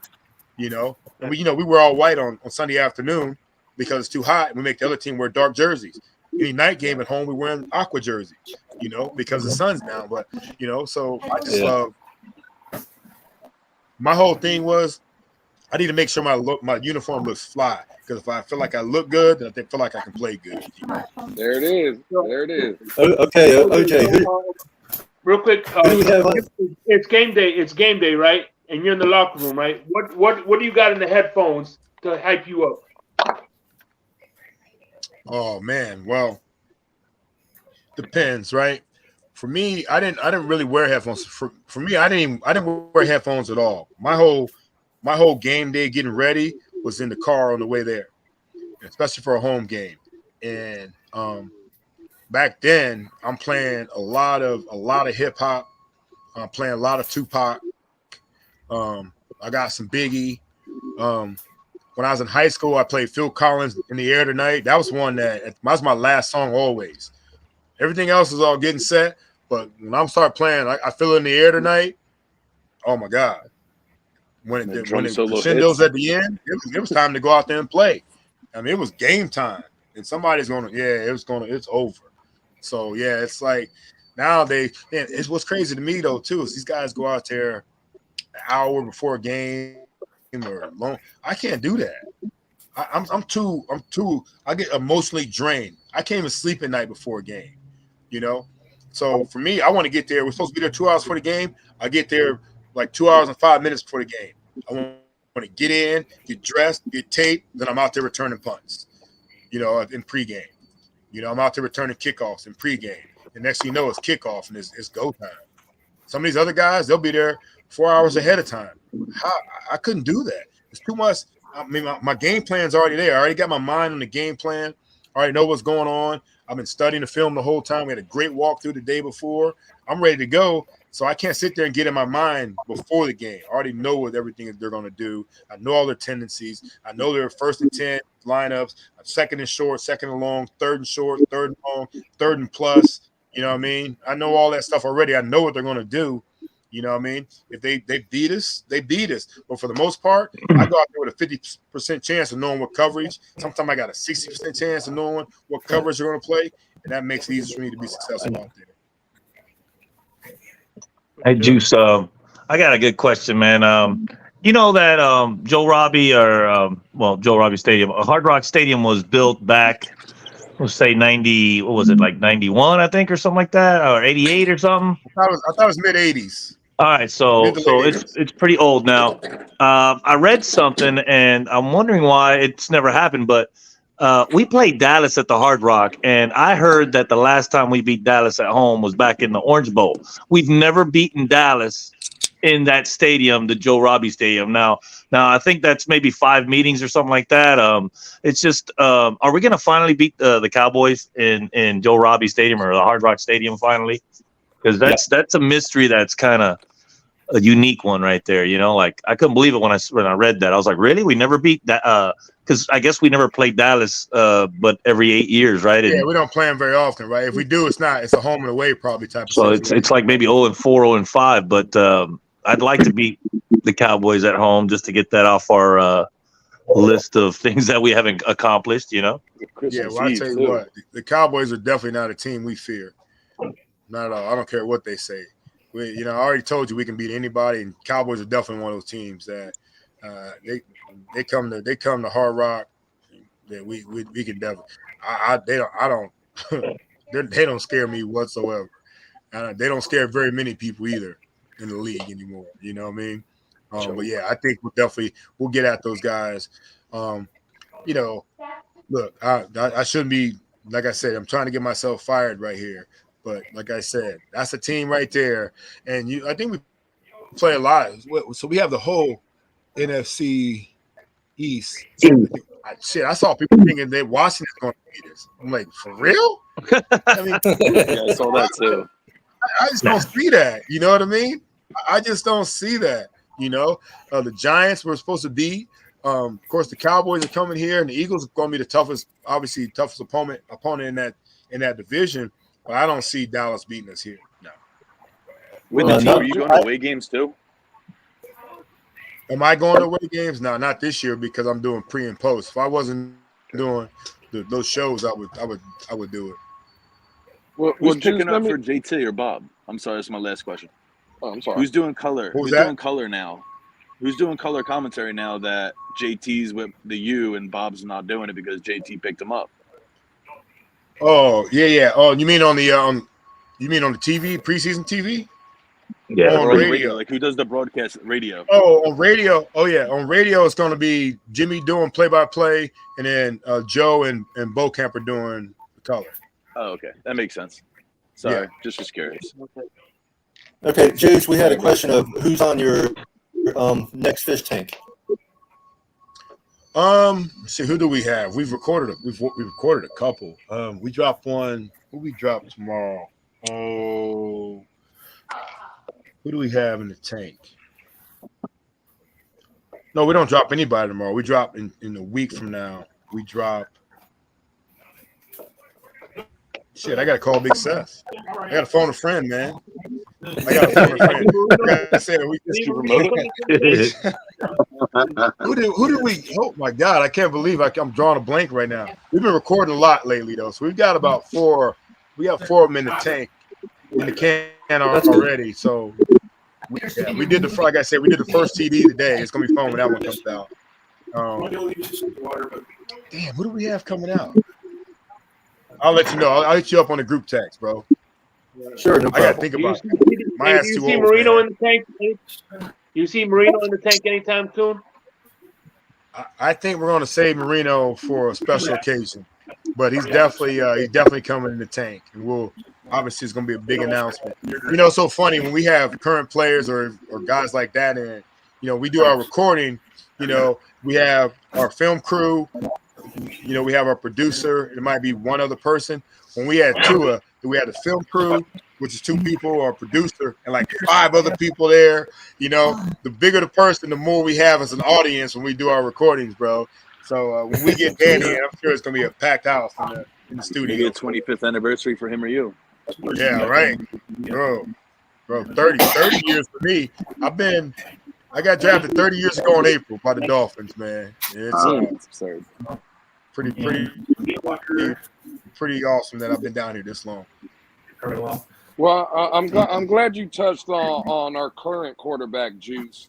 I know you probably get questioned all the time about Dan the Man, but could you speak a little bit on Tua, like what you've seen since day one, since he got in the building, what your expectations are for Tua this season, and just kind of speak on him a little bit. What do you see, like the interaction with him? Because there's a lot of narratives within the fan base, right? I've heard every story in the book from Tua, but a guy that's in the building with him, how is he like in the building? Because I think, when you watch him from a fan's perspective, he kind of looks like more like sheltered, stays in his lane a little bit. Can you speak on Tua? How is he with you guys in the media around the team? his teammates, and just what's your expectations for Tua this season?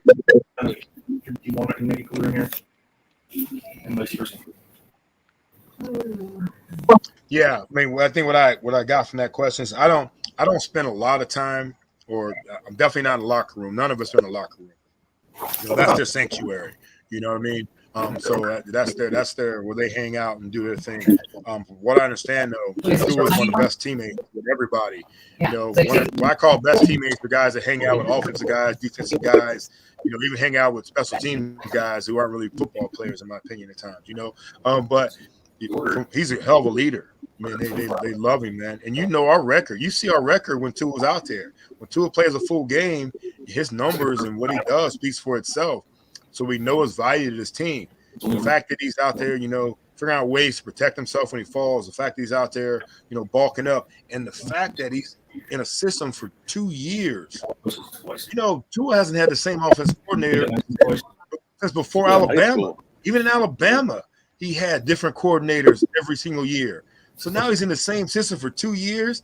We know how successful and how good he can be. Now he's got the same system. Him and Mike, you know, I mean, he and Mike are like brothers, you know, when you think about it. Mike being so young and Tua is still a youngin', but the way they act with each other, they work well together. And I think that's important for success. When Tua's healthy, you see how good we are. And that's the whole key. We keep Tua upright, we're going to be one hell of a team. He's been great. He's been great down here in the community too, man. I mean, it's just everything you want in your QB1 is what Tua's been about so far. Absolutely. I appreciate that. Sir. Hey, Juice, can you speak upon the special teams? Last year we were 31st in special teams. You think, Barrios and a chain will do the return duties, or will you speed in that aspect to help us? Because if we get a top 10 offense like we should this year, and maybe a top 10 defense like we should this year, if our special teams is top 15, then we're gonna have something special, in my opinion. But can you talk a little bit about the special teams? Yeah, man. I tell you, I mean, you look at it, the game has gotten harder and harder to return. I mean, it really is, man. You know, returning kicks, returning punts. I mean, the way the game is and the way the change, it's hard to return. It really is. I do expect Barrios, and I hope Barrios is that guy that returns punts that gives him tremendous position all the time, making the right decisions down there. Our defense can be. You think about it, our defense last year did a great job at times of getting off the field, but sometimes just took a lot of time sometimes. Yeah, third down. Third down. They got to, the 45 either way. If we can get our defense to give the ball back to us with other teams still on their own 20, 25, you got Barrios getting a chance to return kicks, with his heels on the 30, getting us out to the 40. All that stuff, or 45, that gives us a great opportunity to be in short fields and score some points. So a lot of our scoring depends on how quickly our defense can get the ball back. So anytime you got a team on offense that has to go 10 to 12 plays to score a touchdown, you're going to have some mistakes along the way. The distance is a killer. But if you got a defense that gives you the ball back, turns you over, gives you short fields, gives you a 3 and out, and you're starting on the 45 after a punt, and after return from Barrios, that's going to give us way more opportunities to score points, man. So I do expect our special teams to be better in that respect. The only reason our teams weren't as good, I mean, we didn't give up. We gave up some returns. We just didn't return very well. Now, if we can get that return game together. Look, when I was returning punts, hell, I had Troy Vincent and J.B. Brown on one side, and I had Lewis Oliver and whoever on the other side. Those gunners, they weren't getting anywhere close to me. They weren't getting anywhere close to me when I was getting the ball in my hand, so I was able to take some chances. Those guys have to take the same pride and not let those gunners get in our return guys' faces and give those guys a chance to get going, to give us the best opportunity to get big gainers. Not necessarily touchdowns. It's hard to do touchdowns anymore, but to get some big gains and giving us great field position. You think a chain, they give it to him a lot, the rookie running back, to do the punt return duties as well? I don't think punt return. Punt return, look, not everybody can do punt returns, man. punt return is the hardest catch in football. But a kickoff is a possibility. But a lot of times these kickers are putting it 8 yards deep. They're counting on touchback. You know? Now with the new fair catch rule, you can fair catch it and fill the play and get him a couple more yards. So they're really trying to take the kickoff game out of football. It's the most dangerous play in football, so I get it. It's dangerous. What's the biggest challenge of punt return? I take that is because What happened? I want to say, what's the biggest challenge of punt return? Muffing or getting clocked? What's the biggest what in punt return? Challenge. The biggest challenge. Catching Muffing a punt or getting clocked? Catching is the biggest challenge in punt return. You're so close to it. It is the hardest thing, man. You got your head up. You got guys bearing down on you. You know what I mean? It's that's the toughest part, bro. I mean, it's really a crazy job, but somebody has to do it, right? But bottom line is this, man. And one thing Jimmy Johnson always says, if you're not comfortable back there, just let it go. I was never trying to let it go. I'm always going to make sure I get up, catch it, fair catch. I get so mad seeing guys letting the ball bounce and give the other team 10, 15 more yards. All you got to do is bust your ass up there, fair catch it, and then you're safe and make the catch. Okay, OJ. Hey, do you have a player this year that you see as being a dark horse making a show? Man, you can't. I mean, the dark horse. I mean, we got so many superstars on this team, man. We got so many stars on this team. I don't know about a dark horse. I think that, you look at our team, we got a bunch of guys that are back that are going to be even better this year. If there could be a dark horse that somebody that wasn't here, it got to be Berrios. You know what I mean?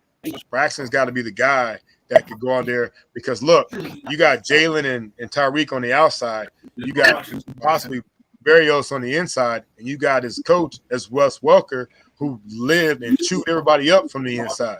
You couldn't ask for a better dude to go out there and show you how to handle the inside. I was so mad when we got longer than Wes was, so it could be very interesting. Yeah, I was so mad when we got rid of Wes Welker back then. Well, they gave us a 2nd and a 7th for him, man. You have to take that deal, right? I know, but he was the best thing we had going for us at the time. And then Greg Gamarillo saved us all. For sure. What's the one trait that you look for in the key trait in a punt returner? What would you say is? Smart. Be smart with it, man. No matter what. You guys be smart with it. Making the right decision, man. No matter what. If you don't make the right decision back there, it can be detrimental to your football team. It could be in the first quarter. It could be in the fourth quarter. You definitely don't want to make a mistake in the fourth quarter. But you just got to be smart with it, man. And you got to field everything you can and be smart about those that you can't. They really don't expect punt returners to take it to the house anymore. The hang time from these punters, the distance, the way these guys get down there, they want you to make sure you don't turn it back over. Give your team some decent field position, but definitely don't turn it over. So just being smart with it is the best trade you can have back there. Yeah, very good. Thanks so much.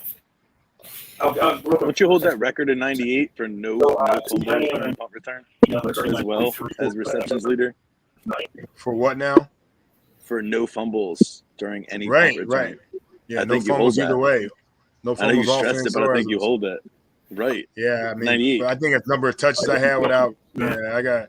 You know what, man? It was impressive. I think some of them might have got called now fumble. It was replay like that. It might have been one of them might have been a fumble if we had replay.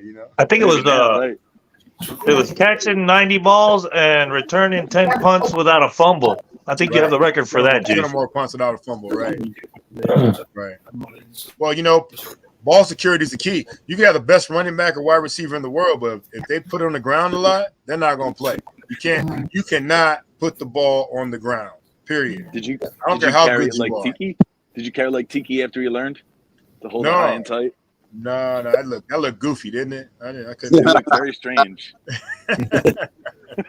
Who's the worst road fans, Juice? Who's just the worst fans in your opinion, man? Going on the road, man. Just the fans in general, man. I mean, is it one of our arch rivals, or is it like the Eagles over there, or Washington, or Buffalo. the rowdiest fans, man? Buffalo. Buffalo, I've asked you this period. before. It's Buffalo. There's nothing. There's Buffalo. They love their team, man. But boy, are they 8 to 80, man. 8 to 80 coming out of that stadium. Win, lose, or draw, man. You're gonna get middle fingers. You're gonna get stuff thrown at the bus. You're gonna get cursed out. It didn't matter, man. Buffalo fans do not like us whatsoever. We don't like them either. Facts. Yeah. Well, I can verify that. we're almost finishing up 2 hours here, Juice. I really appreciate you tonight. I want you to know you have an open invitation to come on anytime you want, even if it's just to pop on and say hey and answer a question or two, whatever. You're more than welcome to join us anytime you want, and I look forward to seeing you at training camp. You got it, boss. I will definitely do that. I'll definitely check in every once in a while, and you guys keep doing what you're doing. All right. Thanks for having me on. I really appreciate it. Hey, Thank you. Juice. You got our contact. You know where to get us. Thank you, Juice. All right, boys. Have a good one, fellas. You too. Have a good Thank night. you. Peace, love, and fins up. Peace up. Hands up, baby. Hey, Juice.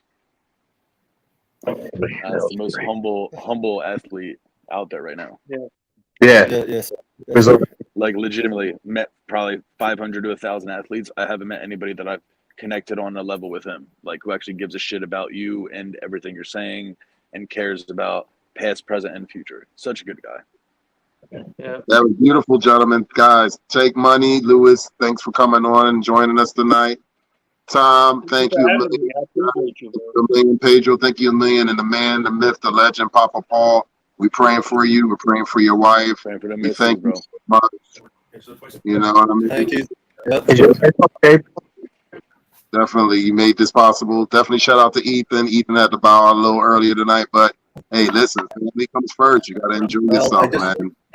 So, It's all you guys as well. It's not just me. All you guys. I appreciate each and every one of y'all. All our fan base. We've got to mention, of course. I hope everyone hits like and subscribe on YouTube. It's just been a great night. There's going to be plans for the mayor, so if anybody wants to chip in, we're going to do something for the mayor. We just got to figure out how and what. There was talks before, there was talks during. It's going to happen. Yeah, they're looking at I think our second home opener, or maybe even our home opener, of doing something for the mayor. I'm not sure exactly when. Our prayers for his family. You know, it's a great loss for the Finn families. Absolutely. So, anybody have any last words for tonight? Pedro? Anybody? Just thank you for the platform, man. Appreciate it, and appreciate all you guys, man. You guys are all my Fins family, so I love y'all. Pedro, thank you, brother. Peace, love, peace up, family. Pedro, we really appreciate you because you do bring a lot to this. I mean, we love you. We truly love you, Pedro, because you bring a lot of camaraderie to this.